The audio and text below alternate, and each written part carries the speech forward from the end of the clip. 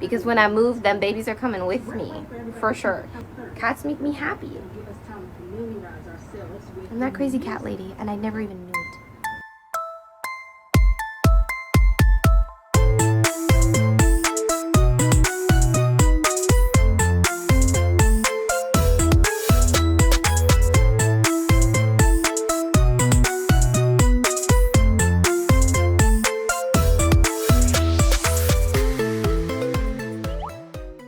Hi Curslings, we are back with yet another update, beginning with Stephanie's mom.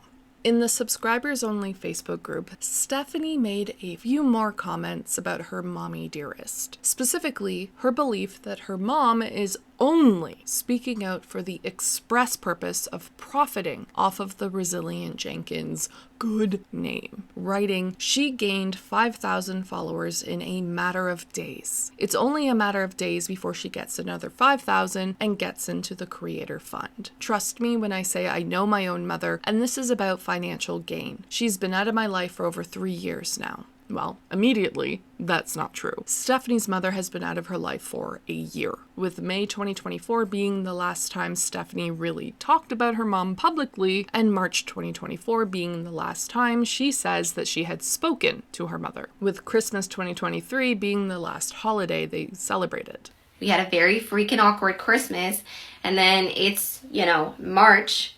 She hasn't communicated to me until that, like she hasn't communicated to me at all. Also, Stephanie's mom has made a single video about her daughter and has said multiple times that this is exactly why she did not want to speak out in the first place, because her intentions would get twisted. Also, according to Stephanie, everyone is a clout chaser, I guess. The bio moms, commentary channels, and now her actual mom, as though Stephanie has a lot of clout to give. In reality, though, I think that these sort of comments from Stephanie are nothing more than a transparent attempt to dismiss her critics and the very valid concerns being leveled at her and Drew. Now, I personally do not think that this is what her mom is doing, but that's my opinion, based on a lot of information that I have collected, including things off the record. As for her latest TikTok, Stephanie would post this comment under her video on Facebook, writing, "Why not let a commentator take the cats? Really? You can't answer that yourself? Do you not see the majority of my comments come from a place of pure hate and lack of understanding?" Well, no. We're gonna hit pause right there for a sec. Just a couple things. 1, Stephanie's comments are a literal cesspool because she refuses to moderate her page or appoint moderators from her diminishing pool of loyal, diehard, and somewhat questionable supporters. In fact, many have asked her to do this over the last couple months, including as recently as tonight. She refuses. Don't ask me why, because I don't know the friggin' answer. I have no idea what's going on. 2, Stephanie lost a lot of her supporters when she made her so-called rage bait video, where she claimed that she intentionally made it seem like Drew was emotionally abusing her. 99% of her quote-unquote haters came to her defense and urged her to leave when they thought that she was actually being abused. And many of those people still believe that, including her own mother. It's hard when you are living in the type of relationship that she's in to admit you're wrong and leave. And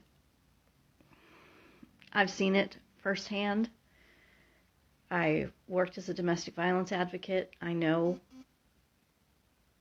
it doesn't happen overnight. And do you know what Stephanie's response was to that? She came out and said, "Just kidding." This post was a strategic post on my part. And did substantial damage to her credibility and reputation in the process. Stephanie also took another hit on March 3rd when she posted about making her cats permanently outdoor cats in a video that very, very clearly seemed like they were abandoning them, which we now know is exactly what was happening. And 3, Stephanie has admitted that she doesn't really read her own comments. Because I don't look at as many comments as you think I do. I tried not to feed into all that negativity.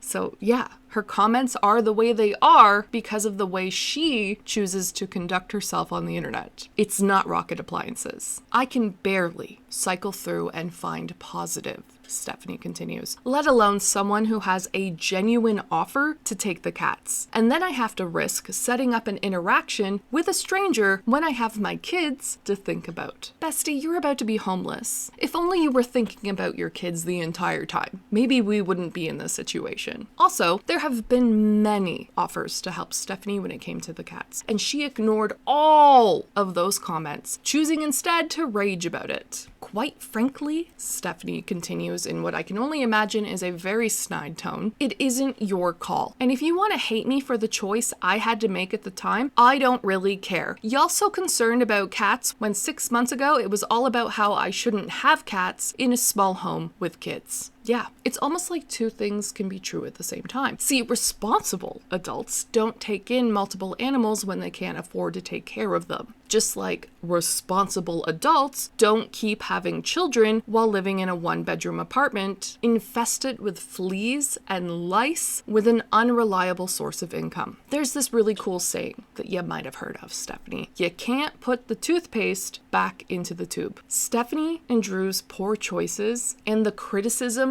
they have received for those poor choices, like having 4 or 5 cats in a one-bedroom apartment, does not nullify the criticism they're receiving now for being irresponsible about how they've chosen to handle those choices, like dumping your cats. Anyway, Stephanie then ends her comment by telling on herself, writing, try to remember, I'm one person trying to figure all of this out. Not that you have a glimpse of compassion to understand that part. Oh, Stephanie, we understand. We've been screaming it at you for months. You're just choosing not to listen. Also, let's go back to that part. The I'm just one person trying to figure this all out. I.e., Drew isn't helping her. Just like we've been saying, way to self-report. Maybe Stephanie should be redirecting some of that fury onto the person who isn't carrying their weight in that relationship instead of us, the audience. Just a thought. Anyway, that went over about just as well as you'd expect. So what did Stephanie do next? She came out with this video where she put on her soft voice and made a plea to her supporters for help, but only if we can all act like mature adults, okay?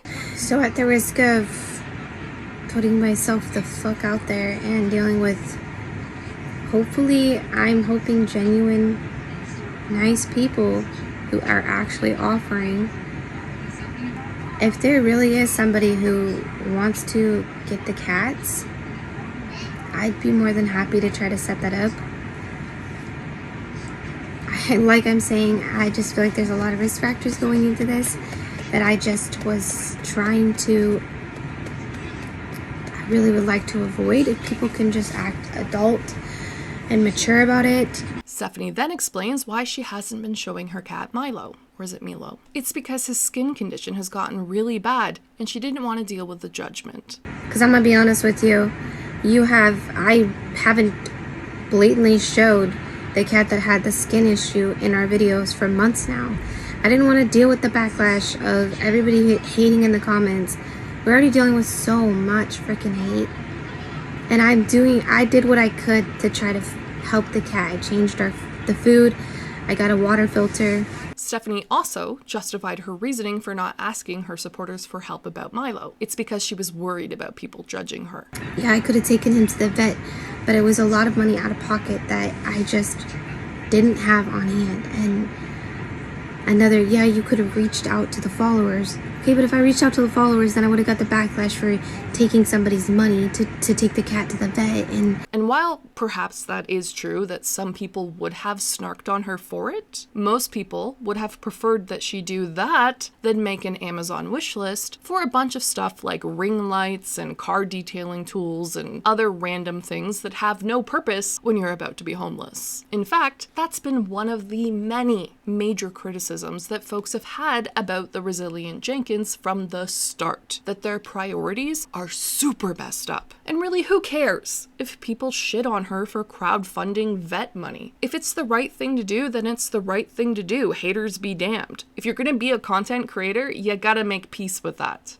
It just seems like no matter what decisions I make, I'm gonna get a lot of hate anyways. And I was just trying to do the fuck I could do the best I could. Besides, I thought they said they were prepared for the hate. They were counting on it. We had both assumed that once a video went viral, it would be because of some hateful comments. Sadly, hate spreads a lot faster than love in this world. But if it's gonna spread our content, then go ahead and keep on hating. Now let's bounce back to that viral video for a second, because if you've seen it, you may know there is some comments that are a little bit nasty. But this was something both myself and Drew were highly prepared for. Guess not. Stephanie then goes on to explain that she really did believe that they were going to get into housing, even though they only really started applying for apartments in like mid-February. At first, I really thought we were going to be getting into some kind of housing. I just kept the faith, tried to believe that God had a plan, and I had a plan, making as many calls as I could.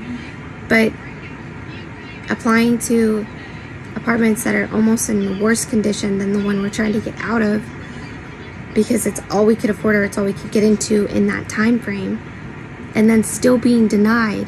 It's during this frantic hunt for housing that Stephanie admits that she didn't really know what they were going to do about the cats. I was doing the best I could to try to figure out what to do with the cats in the midst of all that. So now, only now, that she's eating mega shit for basically confirming what everyone knew was going to happen, she wants to find someone to come and take the cats. Now, she wants to do the right thing.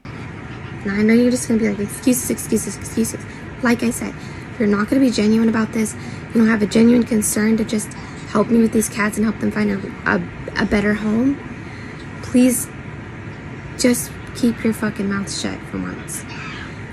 I want to set something up, and I'd be more than happy to. To help, all you have to do is DM her, and she'll do her best to read it. So please DM me. Don't try to comment, because I don't look at as many comments as you think I do.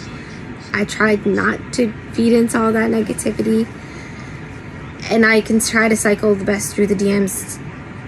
I'll do what I can to get into DMs today and try to find somebody who's trying to genuinely, in this area, pick these cats up and give them a better home. Because I really hope that that is the case, that somebody wants to, like I said, pick these cats up, bring them into a better home, and give them a better opportunity. As for that abandoned cat narrative, well, sweet voice Stephanie insists that this isn't what she was trying to do. She's just an overwhelmed mama. They were fur babies. I wasn't just ditching them, and I don't care if that's the narrative people want to set about me. That's not what I was trying to do. I'm just doing the best I can. I don't even have a freaking voice to be saying this video, but I felt like it was necessary at least. Now, in the description of this video, Stephanie would elaborate more, writing, "I really didn't think anyone in the comments had genuine concern, but I can give that opportunity. Feel free to DM me if you are actually interested in providing a home for the cats. Understand that one of them does have some health conditions. It's only 2 cats. 2 male cats, one who is part Maine Coon and the other is an orange tabby. Please be kind with your DMs if possible." Now it's this last part that I want to draw attention to, the part Maine Coon onyx and the orange tabby, although I'd classify that as more of a brown, Milo. Also, for those of you wondering, Milo is the one with the skin condition. 2 male cats that need to be homed. Huh, that's weird. I could have sworn the Resilient Jenkins had 4 cats. Well, actually 5. Odd. Let's do a quick cat roll call, shall we? We have Conscious, Milo, Jasper, Onyx, and then this random black kitten. Where's Conscious, Jasper, and the kitten? It's weird. Turns out I wasn't the only person who clocked this, as this person would also ask the same question, to which Stephanie replied, Jasper was adopted by a neighbor. An older couple took a liking to him and he seemed to love them back, so he has been with them for nearly a year now. And Conscious, who is the black cat, is in the same situation. Huh. Well, that's also strange because Stephanie said literally yesterday that she couldn't find anyone to take the cats. I wasn't able to find any family or friends to take them while we try to figure this whole situation out. It's freaking sad, and I don't think many people are going to understand it, but I had to make the decision of actually calling animal control back myself and asking them to take the cats because I don't want these fur babies actually to be abandoned. That's the last thing I freaking want. And she sure as hell wasn't going to give them to her mom. And again, I don't know if that's something my mom has mentioned. Oh, I'll take the cats. I don't give 2 shits. I'm not dealing with it. So she supposedly called animal control or something. But now she's saying that her neighbors took 2 of the cats. one almost a year ago, and still zero mention of the black kitten. Not to mention that Stephanie said that they still had 3 of their 4 cats. Well, specifically, that they only had 4 cats for about a few weeks. Prior to me and Drew getting together, I had 1 cat and he had 1 cat. The cat that he had was a stray that came in from outside, and the cat that I had was a cat that I received from a friend. Becoming a family, we brought in 2 other stray cats. So at one point we did have 4 cats in this apartment. That seriously did not last long, not even more than a couple of weeks. And then my cat Conscious, who has always been a free spirit, wanted to go outside, and so we let her do so. So I did some digging. And well, quelle surprise. That's also a lie. Stephanie and Drew have had 4 cats since 2022, with the last video posted to her TikTok with Jasper appearing in June 2024. The last video with Milo is in July 2024, Conscious is in April 2024, Onyx in November 2024, and the kitten in October 2024, who, by the way, in the description of this video, Stephanie wrote about that kitten the way my husband instantly just said, "Oh boy, go ahead, y'all can keep it." No hesitation. They barely gave him a chance to get home and into the door before shoving the kitten in Dad's face and saying, "Mommy said it's up to you, Dad, please." Poor hubby. Just another responsibility to add to our daily routine. But we love the little critter in this house, and we love bringing whatever kind of joy we can to our kids. So if it means taking on the responsibility of another cat, I think we got this. Hashtag new kitten. Hashtag kitten rescue. Curslings? Where's the kitten? What happened to the kitten, Curslings? Please tell me that the kitten is okay. Someone please tell me. Please, someone tell me, please. Also, according to Stephanie, Milo and Jasper were pretty inseparable, so it seems awfully cruel to separate them now, doesn't it? Although, if we're being honest with ourselves, all of this is pretty fucking cruel, so I don't know. Finally, Stephanie left this comment, begging her comment section to go easy on her, writing, "Please, can we just be kind? I am doing what I can to just make the right choice for the cats in this situation. Stop telling me to go stay with my mother. You don't understand the relationship I have with her." Now, I do happen to know that there are a handful of boots on the ground in Portland who are working to make sure that those cats are found and housed. Several of which who have also reached out to Stephanie and made multiple offers to take the cats. So far, Stephanie has ignored all of their messages. Although, admittedly, this could change overnight as I am 3 hours ahead of them, so we'll see what happens. Now, I'm gonna be honest. On one hand, I'm glad that Stephanie is seemingly doing the right thing here. On the other hand, though, it's not lost on me that she only took this course of action because of the social media backlash. Then there's the fact that I don't believe that 2 of their cats were adopted by neighbors, especially when there's a 5th cat that isn't even accounted for, and she has lied multiple times across these 3 videos and multiple Facebook posts just about this one thing. Never mind all the other lies and inconsistencies she has put out there. Because of this, I don't trust a single thing that comes out of her mouth. So while yes, I want to be optimistic and hope that someone is successful in getting through to her and getting those cats, I have a suspicion that it's not going to happen until after the Resilient Jenkins are long gone. But who knows? Maybe I'll be proven wrong. Anyway, that's it for me. We'll see what happens overnight. We're gonna, like I said, we're gonna keep an eye on this. Thanks for watching, and I'll catch you in the next one. Bye!